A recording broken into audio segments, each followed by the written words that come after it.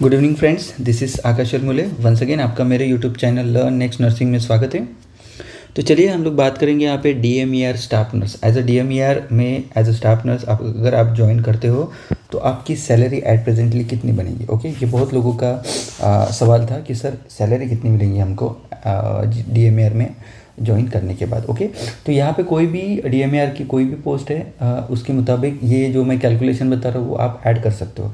जैसे कि भी एक्सरे टेक्नीशियन है, फार्मासिस्ट है, डाइटिशियन है, बहुत सारे हैं। तो उनके जो भी बेसिक है, जैसे मैं यहाँ पे कुछ कैलकुलेशन बोलूँगा वैसे ही आपको बेसिक में ऐड करते करते अपनी खुद की बना लेना। ओके, यहाँ पे मैं बेसिकली स्टाफ नर्स की कितनी बनने वाली है वो यहाँ पे मैं डिस्कस करूँगा। तो प्लीज़ काइंडली ये वीडियो के अंत तक आप बने रहिए। अगर मेरे चैनल पे आप नए हो तो चैनल को सब्सक्राइब कर लीजिए, बेल आइकन को दबा दीजिए ताकि जो भी मैं नए वीडियो लेके आऊँगा वो आप तुरंत देख पाओगे। ठीक है, इसके पहले भी मैंने सैलरी से रिलेटेड एक दो बार लाइव सेशन में बोला था, बट लोगों को समझ में नहीं आया शायद से। तो होप सो DMER का रिज़ल्ट भी बहुत जल्दी आ जाएगा, 2-4 दिनों की बात है, सब रिज़ल्ट आ जाएगा। जो भी अफवाहें चल रही है महाराष्ट्र में कि एग्ज़ाम पोस्टपोन होगा, ये होगा वो होगा, देखिए वो प्लीज़ आप ध्यान मत दीजिए। देखिए एग्ज़ाम तो हो गया, ठीक है, अभी उसके ऊपर बहुत सारी चर्चाएं हो रही है, बहुत सारी संस्था भी बोल रही है कि हम एग्ज़ाम और से लेना चाहिए, डबल होना चाहिए, ऐसा वगैरह। आई डोंट नो, ये मेरा कोई पर्सनल एजेंडा है नहीं कि या कोई संस्था से मैं रिलेटेड भी नहीं हूँ। मेरा तो ये बोलना है जो भी एग्ज़ाम हुई है उसका रिज़ल्ट आ जाना चाहिए और स्टूडेंट्स को उनके अपने अपने जगह पे जॉब भी मिल जानी चाहिए, यही मेरी ख्वाहिश है। ओके, तो चलिए शुरू करते हैं हम लोग। यहाँ पे अभी ये हमारे एक दोस्त है, उनकी सैलरी स्लिप है, नागपुर GMC में ये काम करते हैं। तो नागपुर GMC में एट प्रेजेंटली कितनी सैलरी है तो वो हम यहाँ पे बात करेंगे। ओके, तो ये है देखो पेमेंट स्लिप। हर महीने में ऐसी पेमेंट स्लिप आपको मिलेगी। Government medical college and hospital Nagpur, employee name वगैरह था, मैंने कट कर दिया। ओके, यहाँ पे आपकी ये मिलेगा, ये देखो मंथ अप्रैल 2023 की सैलरी स्लिप है। स्टेट गवर्नमेंट में ज्वाइन करने के बाद आपकी लेवल S13 में आपका सैलरी आएगा, जिसका बेसिक बनता है 35,400 से 1,12,400। ओके, तो आप इसको पकड़ के चल सकते हो। ये स्टार्टिंग बेसिक 35,400 का आपका बेसिक रहता है। इनका अभी एट प्रेजेंटली बेसिक ये है 44,900। ठीक है, इनका ज्वाइनिंग 2014 का है। तो आप देख सकते हो state government and central government में कितना फ़र्क होता है। अगर सेंट्रल में आप अभी ज्वाइन करते हो तो आपको बेसिक 44,900 का मिलता है, तो इनको 10 साल की सर्विस के बाद इतना मिल रहा है। सो काइंडली आप अगर फ्रेशर हो, अगर आप स्टेट गवर्नमेंट में जॉब करना चाहते हो तो करिए, बट सेंट्रल के लिए भी आप अप्लाई करिए। रेलवे है, ESIC है, एम्स है, बहुत सारे छोटे मोटे सेंट्रल इंस्टीट्यूट भी है, ऑटोनॉमस बॉडीज़ भी है, वहाँ पे भी आप कर सकते हो। सैलरी सेम ही रहता है बहुत सारे जगह पे। ठीक है, होप सो मेरे चैनल के माध्यम से मैं हमेशा ही आपको अवेयर करते रहता हूँ कि एडवर्टाइजमेंट रिक्रूटमेंट कहाँ कहाँ पे निकली है, कितनी निकली है, कब तक अप्लाई कर सकते हो। तो काइंडली अगर आप मेरे चैनल को अगर सब्सक्राइब कर लोगे तो आपको ये पूरी इन्फॉर्मेशन बार बार आपको मिलती रहेगी। तो चलिए हम लोग शुरू करते हैं देर ना करते हुए। इनका बेसिक अभी यहाँ पे 44,900 का दिखा रहा है, बट अगर आप ज्वाइन करते हो तो आपका बेसिक सैलरी आपकी बनेगी, यहाँ पे लिखूँगा। ओके, ये बेसिक आपको दिख रहा है, ये मैं बेसिक आपका बेसिक यहाँ पे बनेगा 35,400 का आपका बेसिक बनेगा। ठीक है, ओके। उसके बाद HRA, अब HRA की बात आती है तो HRA अब देखो एट प्रेजेंटली 27%, 18% एंड 9% मिलता है। ओके, 27% जो रहती है, जो X कैटेगरी की जो सिटी होती है उनके लिए, जैसे कि Pune and Mumbai X category में आती है। देन 18% में औरंगाबाद आता है, नागपुर आता है, एनी अदर जो छोटी थोड़ी सी बड़ी सिटी रहती है उनमें आता है 18%। एंड ZNA जो डिस्ट्रिक्ट जैसे चंद्रपुर आता है, गढ़चिरौली आता है, या एनी अदर सोलापुर भी बोल सकते हो, एनी काइंड, ऐसे बारामती भी, अलीबाग, ऐसे जगह पे 9% आपको HRA मिलता है।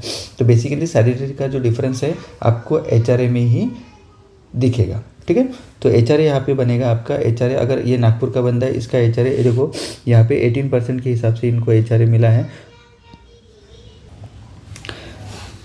यहाँ पे आप HRA देख सकते हो, 18% का HRA दिख रहा है। तो इनका 44,900 का 18% 8,082 होता है। तो आपका 35,400 का जो HRA 18% के हिसाब से यहाँ पे बनेगा 6,372 इतना बनेगा। ठीक है, देन उसके बाद DA की बात आती है। DA जो होता है वो साल में 2 बार बढ़ता है, एक तो हर साल में 1 जुलाई को और और दूसरा जो डीए बढ़ता है 1 जनवरी को। हर डीए साल में 2 बार बनता है। और जो बेसिक में 3% का इंक्रीमेंट हर साल जुलाई में मिलता है। तो आपको साल में 3 बार आपको सैलरी में इजाफा देखने को मिलेगा। 2 ही बार होता है, जैसे जुलाई में जो होता है वो वहाँ पे इंक्रीमेंट बेसिकली 7 CPC के हिसाब से, जहाँ पे आपका ज्वाइनिंग पहले होता है, एक तो 1 जनवरी नहीं तो जुलाई, वहाँ पे होता है। तो बेसिकली आपको 3 बार आपकी सैलरी में इंक्रीमेंट आपको दिखेगा सैलरी में, स्टेट गवर्नमेंट हो या सेंट्रल गवर्नमेंट हो। ओके, यहाँ पे डीए एट प्रेजेंटली 7 CPC का 38% चल रहा है, बट स्टेट गवर्नमेंट में अभी ये 1 जुलाई से 42% हो जाएगा।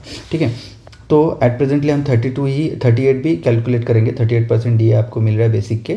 तो यहाँ पे डीए कितने बनेगा 38 के हिसाब से 13,452 रुपये आपका डीए बनेगा। ठीक है, उसके बाद यहाँ पे लाइसेंस फ़ी जो रहे 440 रुपये, मेस अलाउंस जो रहता है वो होता है 130 रुपये, CLA 240 रुपये, वॉशिंग अलाउंस 30।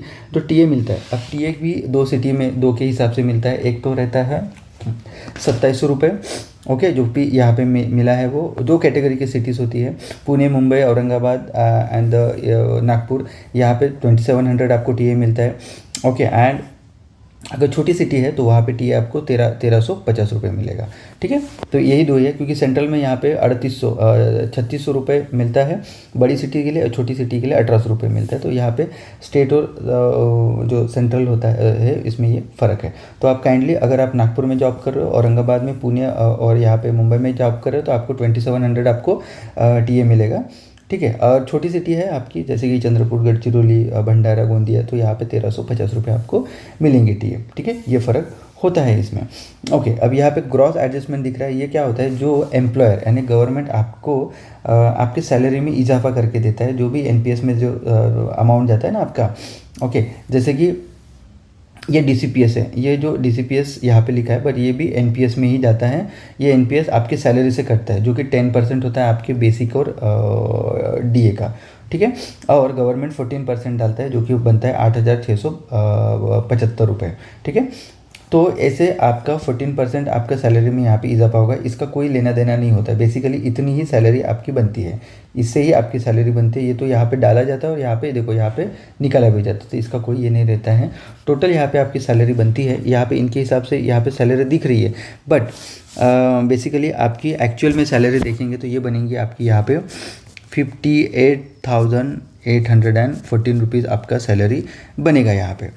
ठीक है, अब इसमें से कटिंग क्या क्या होती है। अब 58,814 रुपीज़ आपका यहाँ पे नागपुर जीएमसी में, अब एवरेज सिटी में आप ज्वाइन कर दो, इतनी सैलरी बनेगी। अब प्रोफेशनल टैक्स 200 रुपये हर महीने में कट होगा।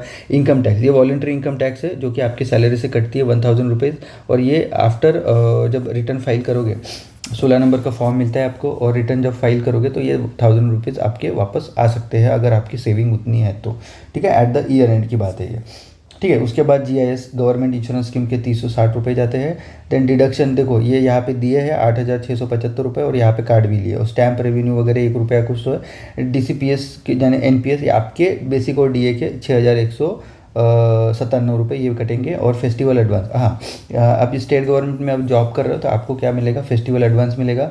फेस्टिवल एडवांस जो रहता है वो आपको 12,500 रुपये का फेस्टिवल एडवांस मिलता है दिवाली के टाइम पे, दिवाली और दसरा और क्रिसमस के टाइम पे, अकॉर्डिंग टू अवर आपके जो भी फेस्टिवल रहेंगे उसके हिसाब से आप ले सकते हो। ये विदाउट इंटरेस्ट फ्री रहते हैं, ये कोई भी इंटरेस्ट लगता नहीं है आपको। 10 हफ्तों में यानी 10 महीनों में पूरी आपको 12,500 यानी 1250 रुपये के हिसाब से आपको देने पड़ते रहते हैं। ये दिवाली के टाइम पे आपको मिल जाते हैं विदाउट इंटरेस्ट फ्री, तो आप ले सकते हो। ठीक है, तो ये फैसिलिटी है यहाँ पे। तो आपकी सैलरी बनने वाली है 58,814 रुपये आपकी सैलरी बनती। अगर आप मुंबई में हो तो यहाँ पे आपको एचआरए का फ़र्क आएगा। एचआरए का फ़र्क कितना 27% हो जाएगा, तो यहाँ पे समझ लो कम से कम 4,000 का फ़र्क आ जाएगा। ठीक है, यानी 62-63,000 चला जाएगा। एंड देन उसके बाद टीए रहता है वो 27 और 1,000 रुपये पकड़ लो, तो आपका सैलरी अगर मुंबई या पुणे में ज्वाइन करते हो तो कम से कम 64,000 का सैलरी आपका बनेगा। एंड बाकी अदर सिटी में आपका सैलरी 58,814। ओके, और 1 जुलाई से आपका जो आपका डीए भी बढ़ने वाला है, तो वो हो जाएगा 42%, तो यहाँ पे भी 1200 रुपये का इजाफा हो जाएगा। तो काइंडली आप ऐसे पकड़ के चल सकते हो कि अगर स्टेट गवर्नमेंट में अभी भी एट प्रेजेंटली ज्वाइन करते हो तो आपको सैलरी कम से कम 60,000 मिलेगी।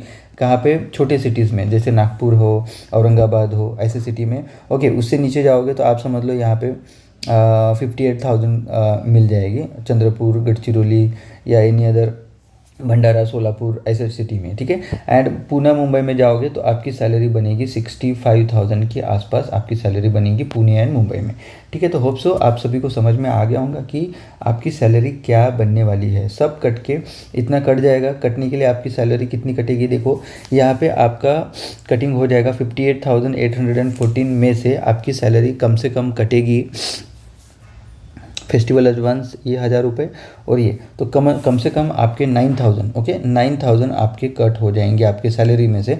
तो आपको 50,000, 52 या 51,000 आपके हाथ में सैलरी आ जाएंगी अगर आप स्टेट गवर्नमेंट में अगर जॉब करते हो तो, ठीक है।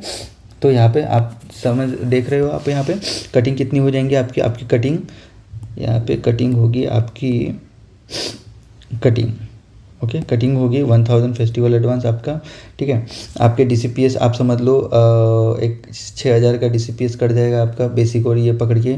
उसके बाद 360 GIS के, प्रोफेशनल टैक्स 200 के, एंड उसके बाद और फेस्टिवल एडवांस वगैरह तो आपने लिया नहीं, तो आप समझ लो 6-7, ओके एक 8,000 के आसपास आपका कटिंग हो जाएगा, ठीक है। 58 में से 8 गए तो 50,000 आपकी इन हैंड सैलरी आ जाएंगी आपकी at presently according to this, okay. अभी आपका DA भी बढ़ने वाला है, तो आप समझ लो कि 51 से लेके 52,000 आपको मिलेगा सैलरी, ये छोटे शहरों में। और बड़े शहरों में पुणे, मुंबई में चले जाओगे तो आपकी सैलरी 55,000 के आसपास इन हैंड आपको मिल जाएंगे, ठीक है। होप सो आप सभी को सैलरी के बारे में कंसेप्ट क्लियर हो गया होगा कि किस तरीके से आपकी सैलरी बनने वाली है। तो होप सो ऐसे ही मज़ेदार और अच्छे वीडियो के लिए आप मेरे चैनल के साथ बने रहिए। जल्दी से मिलते एक और नए वीडियो के साथ, तब तक के लिए जय हिंद।